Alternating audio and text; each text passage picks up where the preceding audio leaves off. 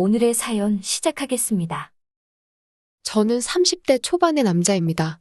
회사에 처음 들어갔을 때 신입연수에서 만난 그녀와의 이야기를 한번 해보려고 합니다. 그 당시에 저는 자취를 하고 있었어요. 손재주가 어려서부터 남다른 편이라서 집에서 취미 삼아 이것저것 하고 있었습니다. 그 당시에는 마시는 차에 빠져서 냉장고에 남는 재료들을 가지고 시작한 취미였는데 눈에 보이는 재료라는 재료는 전부 다 청으로 만들었어요. 남는 레몬으로 시작한 건데 완성하고 유리병에 담으면 선물용으로도 적당한 것 같아서 나중 가서는 직접 재료를 조달해다가 만들었습니다. 유자청 같은 건 기본이고 생강에 도라지청까지 웬만한 재료들은 전부 다 만들었던 것 같아요. 꿀 싸는 데만 한 달에 몇십만 원씩 쓰고는 했으니까 한동안 정말 다 마시지도 못할 만큼의 청을 만든다고 쓸데없는데 돈 쓰고 있었죠. 그래도 이 취미를 오래 가졌던 이유가 이게 선물용으로는 그만큼 기가 막힌 아이템이었기 때문입니다. 남자들이 이런 거 줘도 안 마시지만 여자들한테는 그렇게 잘 통하는 선물이었어요. 특히 손수 만들었다는 말 한마디를 보태주면 여자들이 의외의 매력이 있다 하는 식으로 저를 다시 보기 시작했고 개 중에 몇 명은 한여름밤만큼 뜨거운 추억을 만들기도 했어요. 이게 다 저희 보잘것없는 취미 생활 덕분이었죠. 친구 중 몇 명은 제 무용담을 들으니 너도 나도 저한테 어떻게 만드는 건지 배워가서 몇 명은 제 덕분에 여자 몇 명을 꼬셨네 하면서 고맙다는 이야기까지 전해 들었습니다. 아무튼 그러다가 제가 드디어 취직을 하게 되었습니다. 대학 졸업하고 고향으로 돌아가지 않고 계속 자취생활하면서 끈기 있게 도전하다 보니 결국에 취직에 성공하게 되었네요. 그리고 오늘 보낸 사연에서의 주인공인 그녀도 만나게 되었지요. 그녀는 신입 연수할 때부터 동기들한테도 예쁘다고 소문이 나 있던 여자였습니다. 연수 때는 말 한마디 붙이지 못했는데 어쩌다 보니 그녀와 저만 단 둘이 같은 부서로 발령을 받게 되었습니다. 연수 때는 말도 못 붙일 정도로 아우라가 대단하고 차가운 인상의 그녀였는데 발령받고 나서 서로 의지할 곳이 없기도 하다 보니까 몇 마디 주고받으며 그녀와 친해지게 되었어요.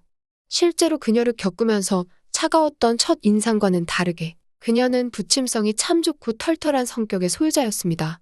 그녀는 저보다 나이가 2살이 많았지만 입사 동기이기도 하고 아무래도 서로 같은 부서에 발령받으면서 서로에게 이런저런 도움을 주다 보니 그녀도 저한테 의지를 많이 하게 되더라고요. 그녀는 저를 직장 동료 정도로밖에 생각하지 않았지만 저는 그녀한테 엄청나게 관심이 많은 상태였어요. 고달픈 회사 생활에 그녀와 단둘이 술을 마신 적이 있는데 저의 추파를 느낀 건지 그녀가 3년이나 만난 남자친구가 있다는 사실을 말해줬습니다.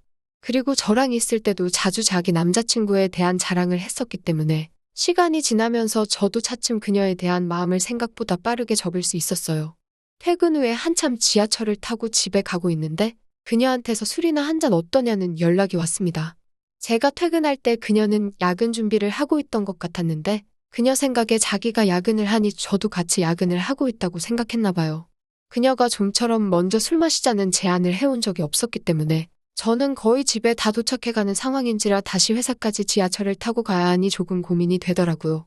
그리고 그녀가 술을 마시자고 했으니 그녀는 이미 퇴근을 준비 중인 것 같은데 제가 괜히 야근한 척 회사로 돌아가다가 엇갈릴 수도 있고 그녀를 만나러 다시 회사로 돌아간다고 하면 왠지 부담을 가질 것 같아서 그녀에게 솔직하게 사실 저는 일찍 퇴근을 했고 지금 거의 집 근처에 다 와간다고 전화를 했습니다. 그런데 그녀가 웬일로 안절부절 하더라고요. 별다른 이유는 없고 오늘 막 술이 땡기는데 같이 마실 사람도 없어서 제가 생각났다고 하더라고요. 저는 그녀의 우선순위에서 맨 나중인가 하고 살짝 섭섭하기도 했는데 그녀가 저만 괜찮다면 직접 제가 사는 동네까지 오겠다는 말을 해왔습니다. 집에 도착해서 혹시 모르니 침대며 방이며 좀 깔끔하게 정리를 하고 혹시 땀 냄새는 나지 않을까 싶어서 샤워도 하고 나왔습니다. 다 씻고 나오니 그녀가 거의 도착해 간다는 연락을 해왔어요. 정말로 그녀가 제가 사는 동네까지 왔더라고요. 저는 편한 복장으로 나갔지만 그녀는 회사에서 입고 있던 정장 차림 그대로였습니다. 제가 사는 곳이 번화가는 아니고 주택가인지라 그냥 집 근처에 있는 호프집으로 그녀를 안내해서 그녀와 마주 앉아 간단한 마른 안주 하나 시켜놓고 맥주 한 잔씩 하면서 가벼운 대화를 나누게 되었습니다. 매번 보는 그녀의 정장 차림인데도 저는 편한 복장 차림이고 아무래도 우리 동네에다가 제가 자주 오는 단골 술집에 그녀가 마주 앉아 있으니 평소와는 많이 다른 느낌으로 다가오더라고요. 그녀가 맥주 한 모금을 들이키면서 그 검고 긴 머리카락을 쓸어 올릴 때마다 저는 저절로 침이 꿀꺽 넘어갔습니다. 원래도 아름다운 사람이지만 장소와 분위기가 바뀌니 평소보다 더 아름답다는 생각이 들었어요. 그녀와 단둘이 술자리를 가진 건 처음이 아닙니다. 말씀드렸다시피 회사 생활하면서 처음에는 저도 그녀에게 관심이 많았기 때문에 이 핑계 저 핑계 대면서 그녀와 술을 자주 마셨습니다. 그때마다 그녀는 3년 만났다는 그 애인 이야기를 하면서 저에게 철벽을 쳤고 조금 시간이 늦어질라 치면 애인이 기다려서 안 된다. 애인한테 혼난다거나 애인 걱정 끼치고 싶지 않다면서 일찍 자리를 뜨던 그녀였거든요. 그런데 이미 야근까지 해서 늦은 시간인데 시간을 들여 우리 동네까지 와서 평소보다 더 늦은 시간에 그녀와 마주하고 있으니 그녀의 사연이 뭔가 궁금해지기 시작했습니다. 그래서 그녀를 떠보듯이 웬일로 저한테 먼저 같이 술을 마시자고 했냐며 애인한테 걸리면 큰일 나는 거 아니냐고 물어봤어요. 그녀가 예상을 못했는지 난데없이 나온 애인 이야기에 살짝 언짢은 표정을 짓더라고요. 제가 실수를 했나 살짝 긴장이 되었는데 그녀는 불평하듯이 잘난 내 애인님은 어디서 뭘 하는지 누구를 만나고 있는지 도무지 연락도 안 되고 하면서 말끝을 흐리더라고요. 정확한 이유는 말해주지 않았지만 대충 듣기에도 그녀가 지금 남자친구와 안 좋은 일이 있는 상황이라는 게 충분히 느껴지는 대답이었습니다. 평소라면 회사에서도 저한테 의지를 하긴 하면서도 점심시간에 옆자리에 앉지 못하게 한다던가 하는 식으로 선을 확실하게 긋던 그녀였으니 저와 굳이 술 한잔 하려고 우리 동네까지 찾아온 게 이거 혹시 무슨 일이 생겨도 생기는 거 아니겠냐는 상상을 하게 되었습니다. 그 와중에 집 청소도 해놓고 나온 제가 자랑스럽기까지 했어요. 맥주 500을 한 잔씩 더 시켜서 그때부터는 조금 본격적인 이야기에 들어가기 시작했는데 그녀는 지금 애인의 강압적인 태도와 제멋대로인 성격에 불만이 많은 것처럼 보였습니다. 지금 만나고 있는 애인이 사실 자신의 첫 연애 상대라고 말한 그녀는 원래 남자들은 그러냐면서 평소에 이건 좀 아닌 것 같다 생각했던 애인의 행동에 대해서 불만을 토로하기 시작했어요. 회사에서 다른 남직원과 연락처를 주고받는 것도 못하게 한다든지 하면서 자기를 너무 구속하려 든다는 게 그녀의 가장 큰 불만이었습니다. 그녀가 핸드폰을 내밀면서 저를 어떻게 저장해놨는지 한번 봐보라면서 보여주는데 저를 회사 동료가 아니라 미용실원이라고 저장을 해놨더라고요. 애인이 주기적으로 자기 핸드폰 검사도 하고 그런다고 아주 숨통이 트이질 않아서 죽겠다는 식으로 불만을 말하며 이제는 정말 지친다는 말까지 해왔습니다. 지금 애인이 첫 애인이지만 너무 오래 만난 게 아닐까? 하고 저한테 동의를 구하더라고요. 자기도 다른 사람들처럼 자기가 뭘 하던 간에 전부 받아들여주고 이해해주는 그런 이해심 많은 사람을 만났었으면 좋았겠다며 저를 빤히 쳐다보더라고요. 저도 연애 경험이 한 번 없는 그런 숙맥이 아니고 여자라면 정말 쉴 틈 없이 만나오던 사람이다 보니 그녀가 저한테 알게 모르게 신호를 보내고 있다는 걸 느낄 수 있었습니다. 이미 평소와는 다른 행동 반경만 봐도 제가 사는 집 근처까지 찾아온 걸 보면 혹시 그녀가 원하는 게 술 한잔 마시면서 넋두리를 들어주는 게 아니라 따로 다른 게 있지 않겠냐 하는 확신이 생겼어요. 그래서 그녀를 한번 떠볼 겸 혹은 애타게 만들어 볼 겸 해서 그녀와 그녀 애인 사이에 일어나는 이야기에 대해서는 일절 관심 없는 척을 하면서 화제를 돌려봤습니다. 그녀가 자꾸 남자친구와 불화 이야기를 하려는데 제가 자꾸 다른 말로 화제를 돌리니 그녀도 노린 의도가 있는데 제가 관심 없는 듯 나오니 점점 안달이 나는 것 같더라고요. 자꾸 남자친구와 사이가 안 좋은 상황을 어필하려고 노력하는 걸 보니 이 여자가 지금 다른 꿍꿍이 때문에 나를 보자고 한 것이구나 하는 확신이 생겼습니다. 하지만 그녀도 저도 그 누구 하나 먼저 정확하게 결론을 내는 사람이 없었습니다. 아무래도 애인이 있는 사람이다 보니 귀찮은 일에 엮이고 싶지 않아서 제가 나서서 그녀를 꼬시고 싶지는 않았거든요.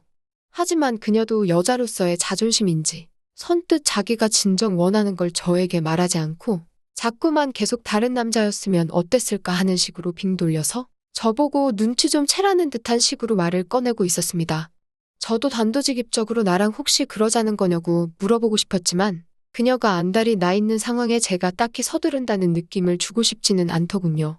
그래서 제가 계속 못 알아들은 척하면서 쓸데없는 이야기만 꺼내다가 번뜩 그녀를 저 혼자 사는 자취방안으로 끌어들일 방법이 생각이 났습니다. 얼마 전 회사에서 그녀가 목감기에 걸렸는지 재채기를 심하게 하던 적이 있었거든요. 그때 마침 제가 마시려고 생강차를 끓여서 회사에 가져갔었는데 그녀한테 양보한 적이 있습니다. 그녀가 그때 마트에서 파는 거랑은 알싸함이 다른데 어디서 산 거냐고 저에게 물어본 적이 있었거든요. 그때 제가 비밀이라고 장난치듯이 대답을 안 해줬고 나중에 좀 가져다 줄 생각이었는데 그게 갑자기 생각이 난 겁니다. 그래서 그녀한테 목감기는 좀 어떻냐고 물어봤어요. 그녀가 제 말에 그때 제가 준 생강차 덕을 톡톡히 봤다고 고마웠다고 하더라고요. 그리고 그녀에게 그 생강차를 만들 때 쓴 생강청을 내가 직접 만들었다는 사실을 알려줬습니다. 그녀가 진짜 제가 만든 거냐고 놀라더라고요. 그래서 생강차 말고도 이것저것 직접 다 만든다고, 목감기가 아직 안 나았으면 이따 집에 가서 생강청 좀 덜어주려고 했는데 다 나았으니 잘 됐다고 한마디 했습니다. 집에 가서 덜어준다는 소리에 그녀의 표정이 싹 바뀌더라고요. 그리고 그녀도 제가 그녀가 뭘 원하는지 알고 있다는 걸 이해했다는 표정을 하고, 그때부터 마주 앉아 있던 그녀가 화장실을 다녀와서는 제 옆자리에 앉더라고요. 그리고 점점 얼굴을 제 가까이 대는 둥 조금씩 과감해지기 시작했어요. 그때부터 500씩 시켜 마시던 맥주도 소주로 바뀌고 서로 술 기운이 올라 알딸딸해지더라고요. 그러다 그녀의 핸드폰에 알람이 울리기 시작했는데, 그녀가 혹시 오늘 수학이 없으면 일찍 집에라도 들어가려고 했는지 막차 시간 알람이 오더라고요. 막차 시간 알람을 신경도 쓰지 않고 끄는 그녀 모습에 막차 놓칠 텐데 집에 안 가도 되는 거냐 물어봤습니다. 그랬더니 그녀가 자기랑 있는 게 불편하냐, 지금 나보고 집에 가라는 거라면서 이제는 선택을 저에게 강요하더라고요. 그래서 남자친구가 알면 화내지 않냐고 했더니 그녀는 지금까지 술 마시면서 남자친구한테 연락이라도 왔냐고, 오늘 저녁에 회식 있다고 나가서는 정작 자기는 술 마시러 나가면 연락 하나도 안 된다고 하면서 오늘은 걱정이 없다고 하는 겁니다. 누가 봐도 오늘 집에 들어가기 싫다고 말하고 있는 그녀를 보니 제가 집에 돌아가 봐야 한다고 계속 말해봐야 오히려 역효과만 날 것 같아서, 그래서 단도직입적으로 그녀에게 우리 집에 가서 더 마시자는 제안을 했습니다. 어차피 막차 늦으면 아침에 첫 차 타고 들어갈 거 아니냐고, 그러면 그러는 김에 우리 집에서 생강청 담은 거나 몇 병 싸줄 테니 가져가라고요. 저도 그녀도 생강청은 서로 핑계였을 뿐 자연스럽게 호프집에서 저희 집으로 자리를 옮기는 명분이 필요했으니까요. 그러자 그녀가 조금 빨개진 얼굴로 부끄러워하면서 그러면 그럴까? 하고 자리에서 일어나더라고요. 호프집에서 저희 집까지는 걸어서 10분 정도밖에 걸리지 않는데 그녀는 이미 제 애인이라도 된 것처럼 팔짱을 바짝 끼고 걸어가고 있었습니다. 오랜만에 애인의 방해 없이 늦게까지 논다고 말하면서 좀 더 이 기분을 즐기고 싶다고 하더라고요. 집에 가는 길에 편의점에 들려 술을 더 사갔습니다. 사실 호프집에서 맥주를 마시다가 소주로 바꾸기는 했지만 그렇게 많이 마시지 않아서 두 사람이 정신을 못 차릴 정도로 취한 상황은 아니었어요. 그런데도 편의점에서는 서로 각자 맥주 한 캔씩만 골랐습니다.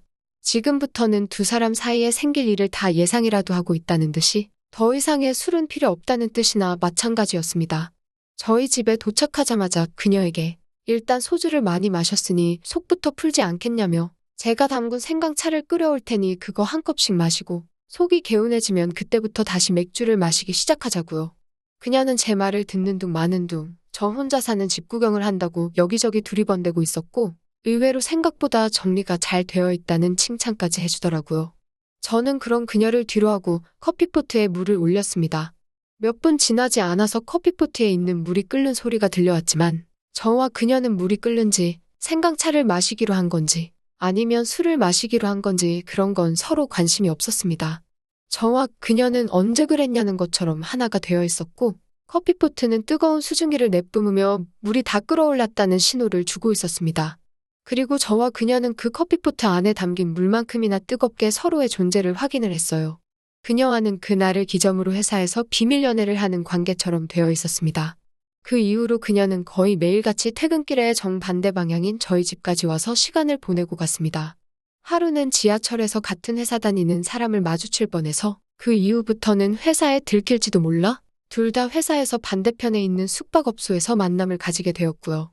둘이 한참 때라 그런지 조심하면서 만난다지만 언젠가부터는 회사에서 몰래 들키지 않게 저희들의 마음을 확인하는 게 참 스릴이 있더라고요. 청소당번이 겹치던 날 화장실이라던가 야근 준비하면서 비어있는 회의실에서 몰래 만난다던가 하면서 회사 이곳저곳이 저희에겐 사랑을 나눌 둥지나 마찬가지였습니다. 하지만 그 행복도 오래가지 않더군요. 어느 날 그녀가 미안하다며 저에게 청첩장을 내밀었습니다. 그녀에게 여태까지 나와 1시간은 뭔데 청첩장을 내미느냐 소리를 지르니 누가 듣겠다며 저를 회사 바깥까지 데리고 나갔습니다. 저는 그녀에게 결혼 직전 마지막 일탈을 즐기기 위한 도구였을 뿐이었던 거예요. 그녀는 저에게 미안하다는 말조차 하지 않았습니다. 오히려 결혼은 지금 남자친구와 하겠지만 연애는 저랑 하고 싶다면서 결혼 후에도 종종 저희 집 근처에서 자주 만났으면 좋겠다고 하더라고요. 제가 손해볼 게 뭐 있냐는 듯이 말이죠.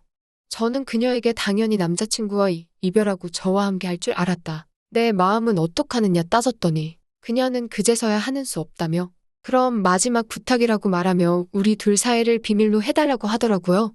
정말 짧은 시간이었지만 그 시간 동안 저는 그녀와 행복한 미래까지 그렸습니다. 그때부터 벌써 몇 년이 지났네요. 저도 김사원에서 김대리가 될 만큼의 긴 시간이 지났습니다. 그녀와 저는 비록 부서는 달라졌지만 아직도 같은 회사를 다니고 있습니다. 회사에서 그녀를 마주칠 때면 그녀는 아직도 저에게 미소를 보이며 눈인사를 건네고 가지만 저는 본체만 차하고 있어요. 아직도 그녀를 잊지 못해서 그러는 것 같습니다. 또 찾아주셔서 감사합니다. 매일 새롭고 흥미로운 사연으로 찾아뵙겠습니다. 구독과 좋아요 잊지 마시고 다음 사연으로 다시 찾아뵙겠습니다. 감사합니다.